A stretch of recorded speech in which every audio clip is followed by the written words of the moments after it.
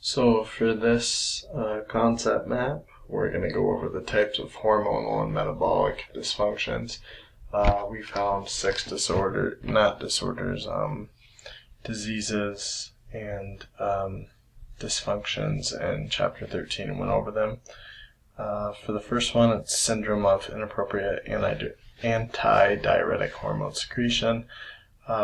Its clinical manifestation is related to hypotonic hyponatremia, includes lower urine output and low sodium levels, consists of hyponatremia, hypotonicity, and highly concentrated sodium in the urine.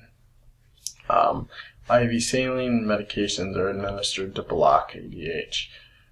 Diabetes insipidus, this is what is probably the most commonly known besides hyperthyroidism. Manifestations consist of polyuria with dilute and low specific gravity. A lot of these commonly are diagnosed, and the criteria is through a patient history with a lab that measures the ADH levels. You'll see across multiple ones like diabetes insipidus. Hyperthyroidism is often diagnosed through family history and measurement of different values. One that is reoccurring is the TSH levels, specifically the T3 and T4 in hyperthyroidism, and T4 and T3 uptake in hypothyroidism. It makes sense that they measure the same levels, as hyper is excessive hormone production and hypo is, less hormone production. We can touch on Cushing's syndrome quick. Manifests as secretion of glucocorticoids. Protein degradation occurs, and glucose intolerance from excessive glucose also occurs.